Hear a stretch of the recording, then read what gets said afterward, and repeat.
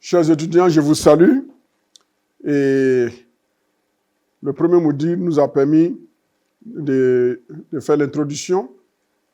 Nous avons vu l'histoire et l'importance de l'herméneutique. Ensuite, nous avons vu les présupposés herméneutiques et l'approche préalable à l'interprétation. Aujourd'hui, nous allons voir les principes d'interprétation.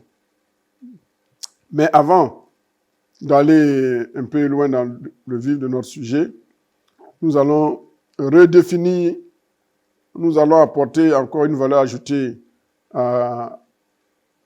au terme herméneutique.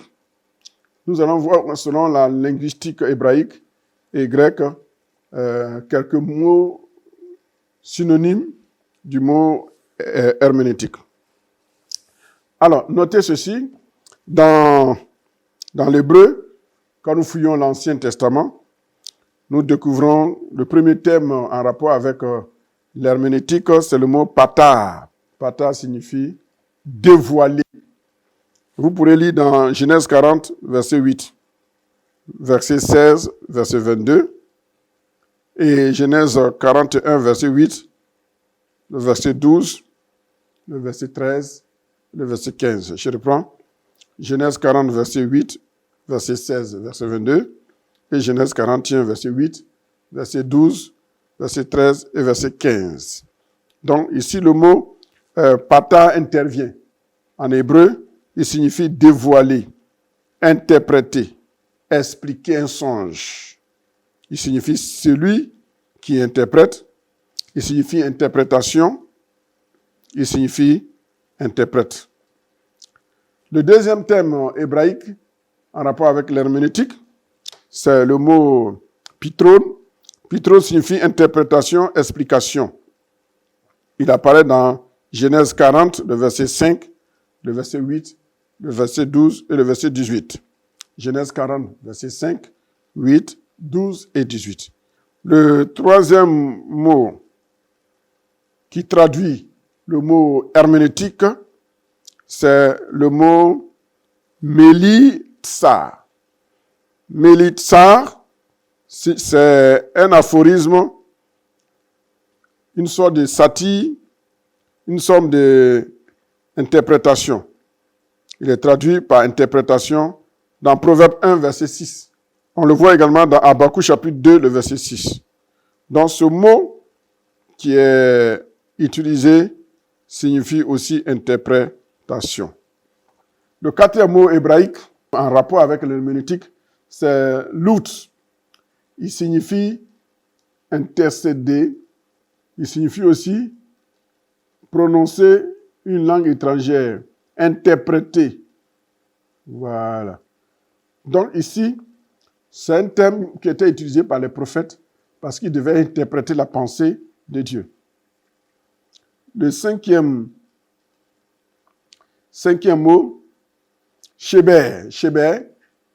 Sheber ici aussi a le sens d'interprétation. On le trouve dans Juge chapitre 7, verset 15.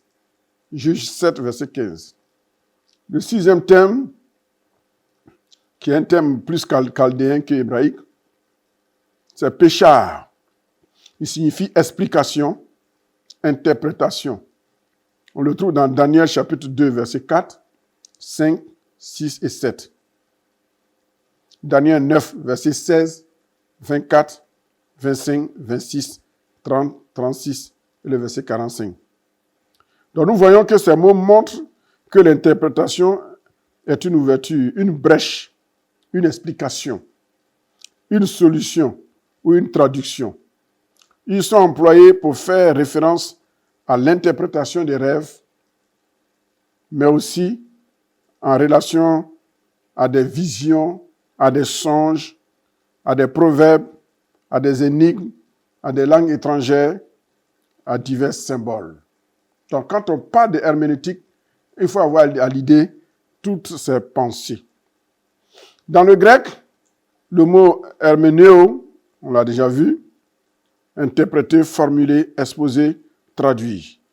On le trouve dans Jean 1, 38 à 41, et le verset 42. Jean 9, verset 7. Hébreux 7, verset 2.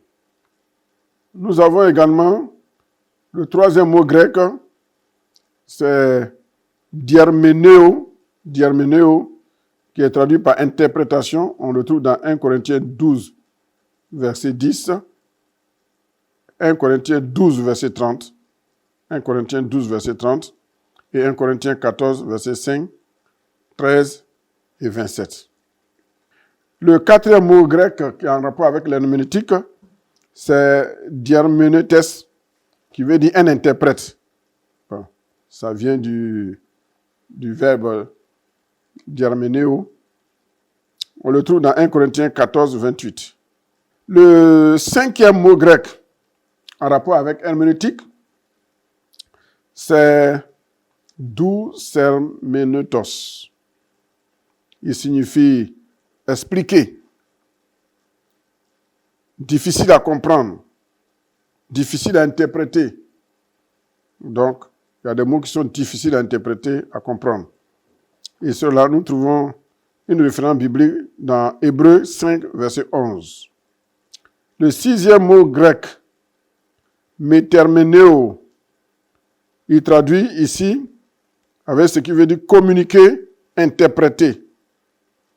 On le trouve dans Matthieu 1, verset 23. Matthieu 1, verset 23. Marc 5, verset 41. Marc 15, 22, et le verset 34. Jean 1, 42. Acte 4, 36. Acte 13, verset 8. Et enfin, le dernier mot grec en rapport avec herméneutique, c'est épilousis. Épilousis. Épilousis signifie une explication, une solution, une explication sur le plan métaphorique, une interprétation. On voit cela dans 2 Pierre 1, verset 20. L'ensemble de ces mots montre que l'interprétation est une explication d'affirmation obscure, une traduction dans sa propre langue, un exposé, une interprétation ou une explication fouillée. Elle est une explication à une solution. Ces mots sont employés pour désigner l'explication de Christ aux 2 disciples sur le chemin d'Emmaüs, de ce qui le concernait avec la loi, les psaumes, les prophètes dans l'Ancien Testament. Deuxièmement, la traduction de noms et de phrases de l'hébreu à l'araméen en grec. Et 3, l'interprétation des langues inconnues. Donc voilà, en un mot, quelques notions terminologiques de l'herméneutique par rapport à l'hébreu, l'araméen et le grec. Après ce bref rappel, nous allons voir maintenant, nous allons parler un peu aujourd'hui de l'herméneutique en tant qu'interprétation. Module 2, principe d'interprétation. Séquence 3, contexte historique et culturel. Historicité de l'herméneutique. Historiquement parlant, l'herméneutique a commencé comme une discipline centrée sur l'interprétation des textes sacrés et classiques. Au Moyen Âge, elle s'est principalement appliquée à l'exégèse biblique, cherchant à comprendre la parole de Dieu à travers les Écritures. Cependant, à partir de la Renaissance et des Lumières, le siècle des Lumières, avec l'émergence de la critique textuelle et historique, l'herméneutique a élargi son champ d'application pour inclure des textes littéraires, juridiques et philosophiques, marquant un tournant vers une approche plus large de l'interprétation. Donc, dès le départ, l'herméneutique était seulement réservée aux textes sacrés, c'est-à-dire la Bible, les écrits religieux. Plus tard, avec la Renaissance, et au Moyen Âge et avec la Renaissance, il va y avoir, une ouverture aux autres textes littéraires, juridiques et philosophiques. Au XIXe siècle, Friedrich Schleiermacher, souvent considéré comme le père de l'herméneutique moderne, a proposé une vision plus systématique de l'herméneutique, comme une théorie générale de la compréhension englobant non seulement les textes écrits, mais aussi le discours, les expressions de la vie. Pour lui, l'herméneutique était l'art de comprendre les autres aussi clairement que si nous étions à leur place, soulignant l'importance de l'empathie et du contexte historique dans l'interprétation. Donc, l'herméneutique, c'est se mettre à la place de ceux à qui les textes étaient destinés. Comment ils ont compris, nous devons comprendre de cette manière. Nous devons avoir une empathie par rapport à ceux à qui les textes étaient destinés. Et comment et qu'est-ce que ces textes ont produit sur eux. Nous devons ressentir ces mêmes effets. Un autre, Wilhelm Dilthey, a ensuite élargi cette vision en insistant sur la distinction entre les sciences naturelles, qui étudient le monde physique, et les sciences humaines, qui nécessitent une approche herméneutique pour interpréter les expériences humaines et historiques. L'herméneutique devient ici une pierre angulaire des sciences humaines, centrée sur la compréhension du sens à travers le temps et les cultures. Au XXe siècle, nous sommes en train de voir un survol historique. Au XXe siècle, Hans-Georg Gadamer, dans son ouvrage majeur « Vérité et méthode », a réinterprété l'herméneutique en mettant l'accent sur le dialogue et l'effet historique, affirmant que la compréhension est toujours située dans un contexte historique et culturel spécifique. Pour Gadamer, l'acte d'interprétation est intrinsèquement un acte de fusion des horizons. Oui, le passé et le présent se rencontrent pour former une nouvelle compréhension. Ça, c'est très important. La manière dont les autres avaient compris hier, nous devons comprendre ça aujourd'hui. Et cela doit nous permettre de comprendre aujourd'hui, nous, dans notre contexte. Aujourd'hui, l'herméneutique englobe un large éventail de pratiques d'interprétation dans les domaines de la littérature, de l'histoire, de l'art et au-delà, reconnaissant la nature fondamentale, interprétative de toute connaissance humaine. Elle continue d'évoluer, intégrant des perspectives postmodernes qui mettent en question l'existence d'un sens fixe ou universel et souligne la multiplicité des interprétations possibles en fonction des divers contextes culturels et individuels. Donc, plus il y a de divers contextes culturels, historiques, plus il y a diverses interprétations. Alors, le contexte historique en herméneutique. En herméneutique, le contexte historique et culturel réfère à l'ensemble des circonstances historiques, sociales, politiques, religieuses et culturelles entourant la création d'un texte.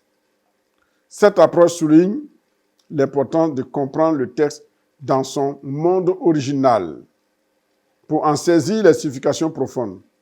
Que signifiait ce mot à cette époque? Que signifiait ce texte à cette époque? Il faut le comprendre d'abord avant de mieux prétendre l'expliquer aux gens de notre époque. Cela implique de considérer les valeurs, croyances, pratiques sociales et les événements historiques de l'époque pour mieux interpréter les textes dans notre temps d'aujourd'hui. La recherche du contexte historique permet de se poser un certain nombre de questions qui sont les suivantes. Quelles étaient les valeurs? Quelles étaient les croyances religieuses ou idolâtres des peuples de cette époque? Première question. Deuxième question. Quelles étaient leurs pratiques sociologiques à cette époque? Troisième question. Pourquoi ces peuples agissaient-ils particulièrement ainsi? Quelle valeur accordaient-ils à de telles pratiques? Quand ils agissaient ainsi, quelle valeur ils accordaient? Quels sont les événements historiques qui ont marqué cette époque? comment les peuples destinataires à cette époque ont-ils réagi à tel ou tel événement? Voilà les questions qu'on doit se poser. Reconnaître ce contexte aide à éviter les anachronismes. L'anachronisme, c'est dire quelque chose qui ne tient pas compte du temps et de son époque. Donc, cela aide à éviter les anachronismes et enrichit la compréhension du texte en révélant des couches de sens qui seraient autrement inaccessibles. Très important. Je reprends. Reconnaître ce contexte. Les réponses à ces différentes questions nous aident à éviter de faire l'anachronisme. Prendre un texte et commencer à l'expliquer sans tenir compte de son contexte original ou originel. Le contexte historique nous aide à comprendre les différentes couches de sens. Un seul mot peut avoir plusieurs niveaux de sens. Il y a le sens référentiel, il y a le sens connotatif, il y a le sens dénotatif, il y a le sens contextuel, il y a le sens littéraire. Un seul mot a tous ces sens. Le sens littéraire, le sens du contexte, le sens du dictionnaire, le sens connotatif, le sens dénotatif, le sens référentiel. Il y a plusieurs sens, plusieurs couches de sens. Mais c'est le contexte historique et culturel qui nous permet de savoir que ce mot qui a 5 sens, 6 sens, c'est tel sens qu'il faut appliquer. Alors, devoir de maison numéro 3. Pour mieux approfondir votre compréhension des chapitres de cette séquence 3, répondez à ces questions suivantes. Quel était le premier domaine d'application de l'herméneutique? À quel domaine s'est-elle étendue par la suite? Quel est son dernier domaine d'application? Quels sont les 3 grands théologiens qui ont influencé cette discipline? Lesquels? Mentionnez-les et résumez leurs pensées dans votre langage. Abordons à présent la séquence 4, le contexte littéraire. En herméneutique, en théologie, bien sûr, les contextes herméneutiques incluent les contextes suivants. Le contexte historico-critique. Le contexte historico-critique, qu'est-ce que c'est? Le contexte historico-critique, il examine les textes dans leur environnement historique et culturel d'origine. Le contexte littéraire, il se concentre sur le genre littéraire, les structures narratives et les compositions des textes sacrés. C'est ce qu'on appelle le contexte littéraire. Comment c'est écrit? Est-ce que c'est écrit en prose? Est-ce que c'est écrit en vers?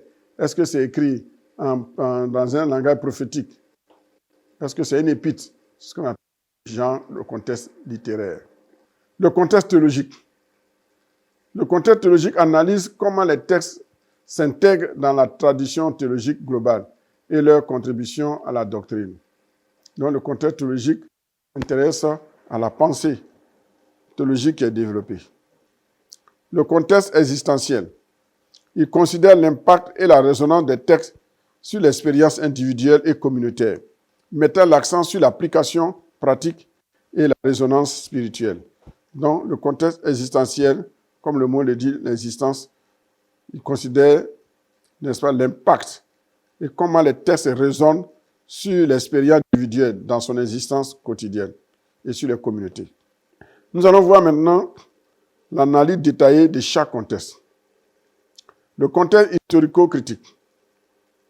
Le contexte historico-critique en herméneutique théologique vise à situer les textes sacrés dans leur environnement d'origine, en tenant compte des circonstances historiques, culturelles, sociales et politiques de leur rédaction. Son but principal est de dégager le sens premier que les textes voulaient communiquer à leur premier destinataire en reconnaissant l'influence du contexte sur la formulation et la réception des messages. Qu'est-ce que dans le contexte culturel, comment les gens comprenaient tel mot, tel geste, tel fait, telle pratique. Alors l'objectif du contexte critique, historico-critique, c'est d'identifier l'époque de la rédaction.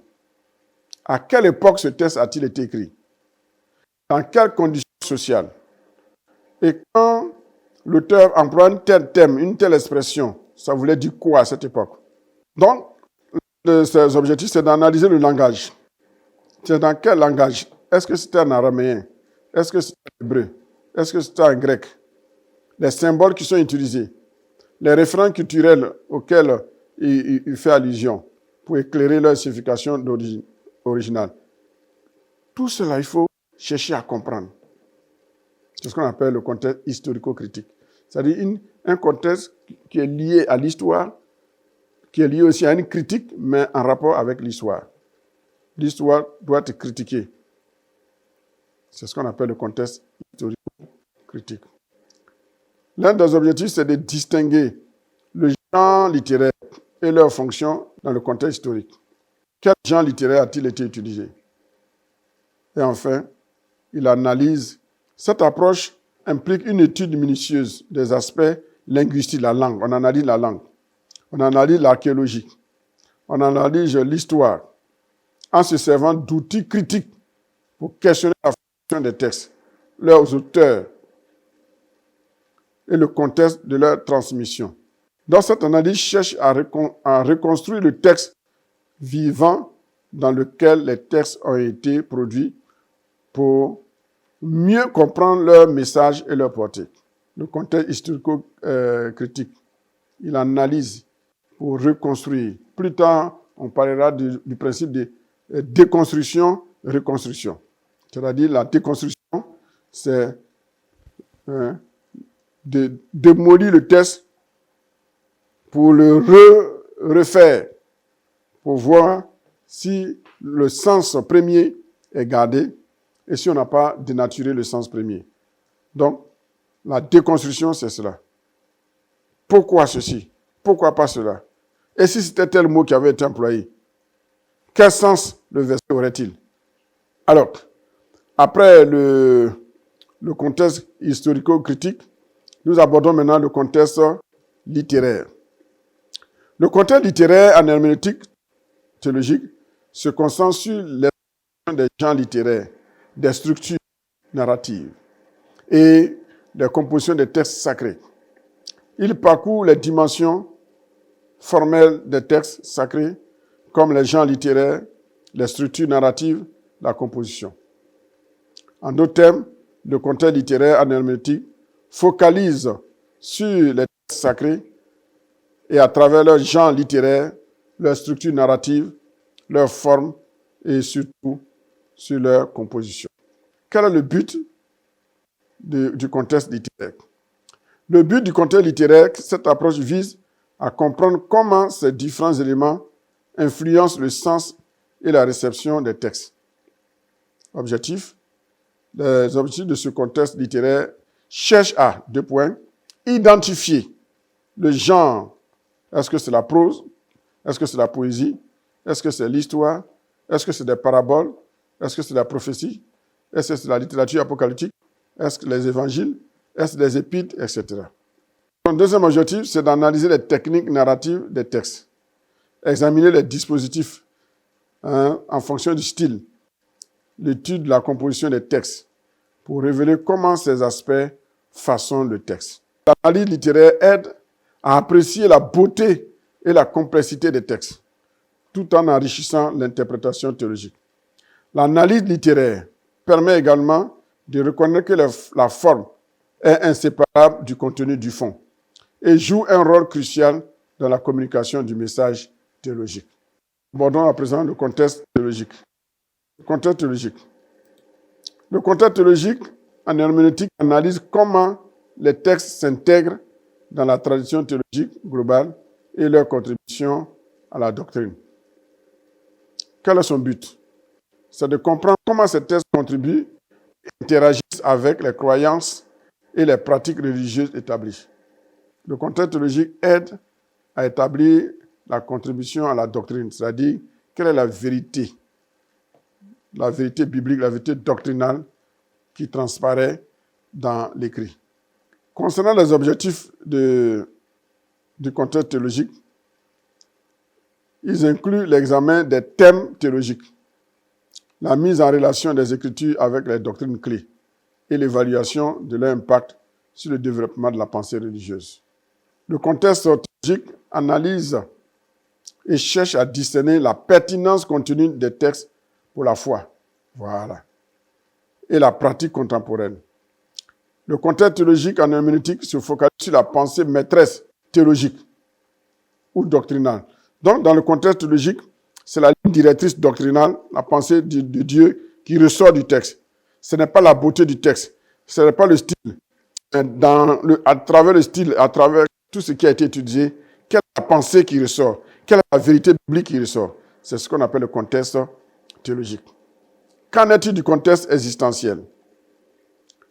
Le contexte existentiel en herméneutique théologique considère l'impact et la résonance des textes sur l'expérience individuelle et communautaire, mettant l'accent sur l'application pratique et la résonance spirituelle. Donc, le contexte existentiel, on pourrait dire, c'est la portée pratique éthique. Qu'est-ce que le texte, quel message le texte fait résonner dans le lecteur? Et quelle expérience il peut réaliser à partir de ce que le texte lui dit? C'est ce qu'on appelle le contexte existentiel. Le but du contexte existentiel est de saisir comment ces textes résonnent avec les expériences vécues des individus et des communautés, guidant leur comportement, leur spiritualité et leur compréhension des choses spirituelles du divin. L'objectif, explorer l'application des enseignements textuels à des situations de la vie contemporaine. Analyser leur capacité à inspirer, consoler et transformer nos vies. Alors, ce que nous pouvons dire, l'analyse du contexte existentiel vise à rapprocher le texte et le lecteur en mettant en lumière les dimensions pratiques et existentielles de la foi. Comment la foi, comment la théorie biblique peut s'appliquer à la vie pratique de l'individu au moyen de sa foi pratique. Alors, nous pouvons dire en conclusion que ces approches permettent une compréhension plus profonde et nuancée des textes sacrés.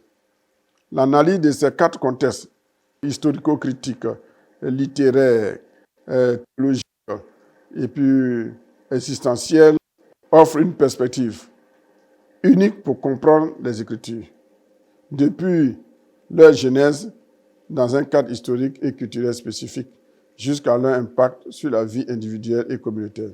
Ensemble, ils forment un cadre herméneutique complet qui embrasse à la fois la profondeur académique et la pertinence personnelle, guidant ainsi les croyants dans une exploration plus riche de leur foi et de leur pratique. Donc voilà un peu ce que ces 4 contextes que nous avons vus. Séquence 5. Genre littéraire dans la Bible. Le narratif, le poétique, le prophétique, l'évangélique, l'épistolaire et l'apocalyptique.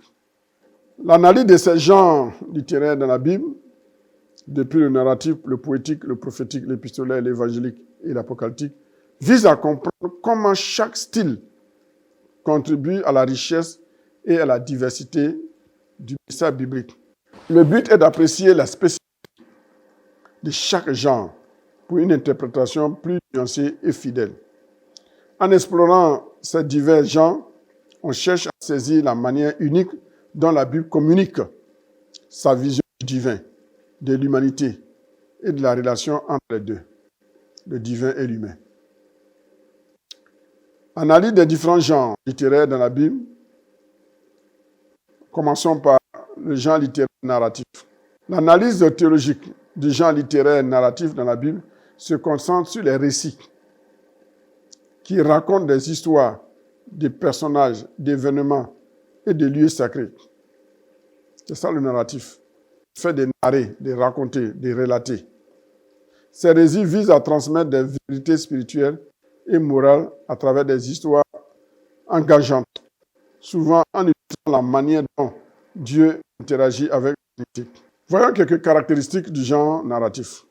Le genre littéraire narratif invite à une immersion dans l'expérience vécue des personnages bibliques, offrant une fenêtre sur la nature divine et sur la manière dont elle guide et soutient son peuple à travers l'histoire. On voit par exemple le narratif.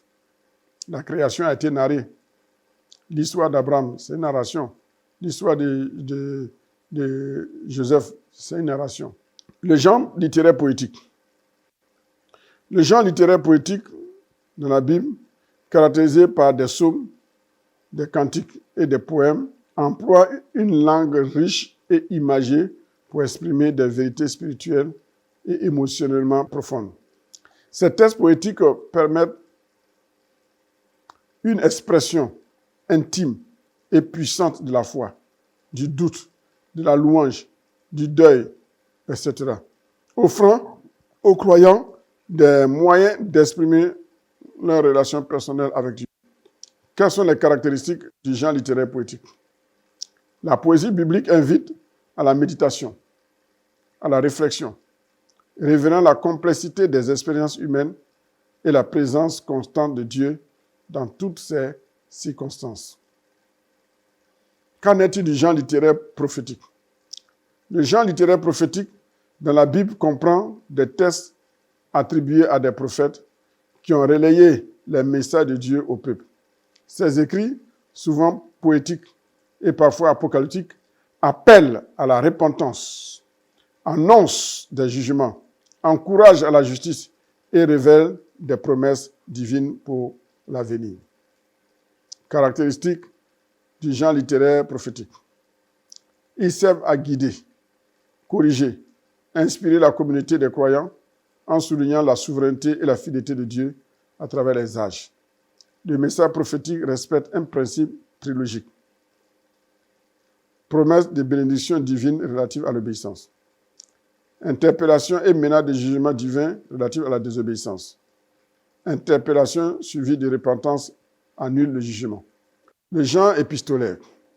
Le genre épistolaire dans la Bible comprend les lettres adressées à des individus ou des communautés. Ces écrits forment des conseils, des instructions morales, des encouragements et des avertissements, reflétant les préoccupations théologiques et pratiques de leurs auteurs. Les caractéristiques. Ils jouent un rôle crucial dans la formation de la doctrine chrétienne et dans l'encadrement de la vie ecclésiale. Les épîtres permettent une interaction directe avec les premiers chrétiens, révélant les défis et les questions de l'époque. Avant de parler du genre littéraire apocalyptique, il est bien quand même de parler du genre littéraire des évangiles de façon un peu brève. Ce que nous pouvons retenir ici, c'est que le genre littéraire des évangiles est un genre particulier qui parle de la vie du Seigneur Jésus.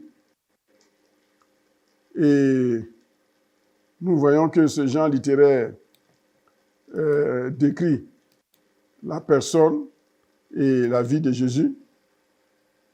Nous avons besoin de comprendre quelques traits de ce style. Le genre littéraire des évangiles concerne les textes fondateurs du Nouveau Testament, de la tradition chrétienne.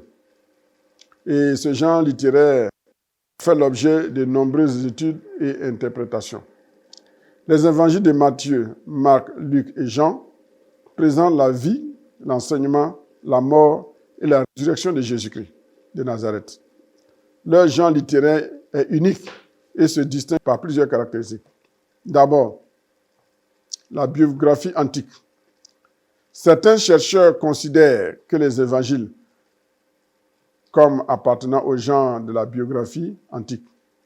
Contrairement à la biographie moderne, qui se concentre sur la psychologie du sujet et non son développement personnel, la biographie antique visait à mettre en lumière des vertus exemplaires ou les faits notables de la vie d'un individu, souvent comme pour offrir un modèle moral ou éducatif. Les évangiles se concentrent sur les actions et les enseignements de Jésus, visant à illustrer sa nature divine et son rôle de Messie. Voilà le premier élément que nous pouvons nommer. Ce premier élément, c'est ce qu'on appelle la biographie antique. Vous voyez, dans la biographie antique, la vie d'un individu était mise en exergue. Vous voyez. Donc, mais par la suite, on a vu la biographie moderne. Elle met l'accent sur la psychologie du sujet et de son développement personnel. Par contre, la biographie antique, elle mettait en lumière les vertus exemplaires. Il ne s'agit pas d'une psychologie, mais les vertus exemplaires et les faits, les éléments notables de la vie de l'individu qui ont marqué son monde, offrant ici un modèle de vie moral ou éducatif. Et c'est ce que les évangiles, n'est-ce pas, ont comme caractéristique. Donc, après la biographie antique, il y a la biographie historique. Bien que les évangiles contiennent des éléments historiques relatant des événements dans un cadre temporel et géographique spécifique, leur objectif n'est pas purement historiographique, c'est-à-dire de relater l'histoire. Il vise à transmettre une vérité théologique et spirituelle à travers l'histoire de Jésus. Il ne s'agit pas seulement de parler de l'historiographie, c'est-à-dire l'histoire des écrits, non, mais dire la vie morale, le but divin pour lequel Jésus est venu sur cette terre. C'est ce que les évangiles relatent. Ça, c'est l'aspect historique. Troisième paramètre, c'est la littérature didactique parabolique. Dans les évangiles, le genre littéraire des évangiles transmettent à un troisième critère, c'est la littérature didactique et parabolique. Donc, les évangiles enseignent, mais aussi à travers des paraboles. Et ça, c'est très important de le noter. Enfin, les évangiles ont aussi un autre aspect, c'est celui de la révélation du Nouveau Testament. Les évangiles peuvent aussi être vus comme un testament de la vie de Jésus, un testament des enseignements de Jésus, destiné à révéler la nature de Dieu et de son plan de salut pour l'humanité. Voilà un peu ce qu'est le genre littéraire des évangiles. Alors, la complexité du genre des évangiles reflète leur but multidimensionnel. Non seulement raconter la vie de Jésus, mais aussi fonder, édifier et instruire la communauté des croyants. Leur nature hybride leur permet de tourner différents aspects de la vie spirituelle et morale des lecteurs, les ancrant fermement dans la tradition littéraire et religieuse du christianisme. Alors, ces évangiles présentent Jésus tantôt comme le roi, tantôt comme le serviteur, tantôt comme le Fils de l'homme, tantôt comme le Fils de Dieu. C'est ça qui fait le caractère hybride, la nature hybride de l'évangile. C'est plusieurs choses à la fois. Jésus Dieu, Jésus homme. Jésus roi, Jésus esclave. Jésus l'homme libre, Jésus Fils de Dieu. Voyons maintenant la littérature apocalyptique. Le genre littéraire apocalyptique dans la Bible se caractérise par des visions symboliques, des révélations concernant la fin des temps et le jugement divin. Ces textes, comme le livre de Daniel et l'Apocalypse, utilisent un langage imagé pour dépeindre la nature cosmique entre le bien et le mal et annonçant l'avènement d'un nouvel ordre divin.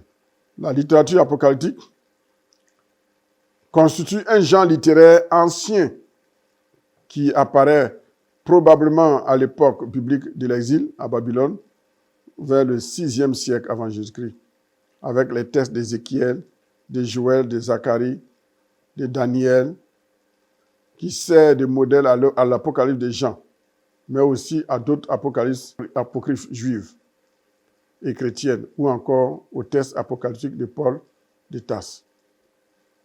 Ça, c'est des textes que vous pourrez trouver à partir de vos recherches. Donc, voilà un peu quelles sont les caractéristiques de la littérature apocalyptique. Le genre littéraire apocalyptique montre les enjeux exégétiques pour l'Église dans un contexte eschatologique, c'est-à-dire en rapport avec la fin des temps. en vue d'une approche herméneutique contemporaine. Le genre littéraire apocalyptique examine les diverses facettes de la littérature apocalyptique, son public et son style, facteur essentiel à la compréhension des textes bibliques apocalyptiques. Enfin, le genre apocalyptique examine les principaux textes de la littérature apocalyptique dans la Bible, surtout dans l'Ancien Testament, et de façon spécifique des livres d'Ézéchiel, de Daniel, pour en faire ressortir leur portée prophétique eschatologique. L'Apocalypse constitue la littérature apocalyptique principale du Nouveau Testament. Le genre littéraire apocalyptique offre espoir et consolation aux croyants face aux persécutions et aux épreuves à travers l'histoire de la vie et surtout l'histoire du salut, ce que les philosophes et les théologiens appellent le Heilige Geschichte, l'histoire du salut, soulignant la victoire finale de Dieu.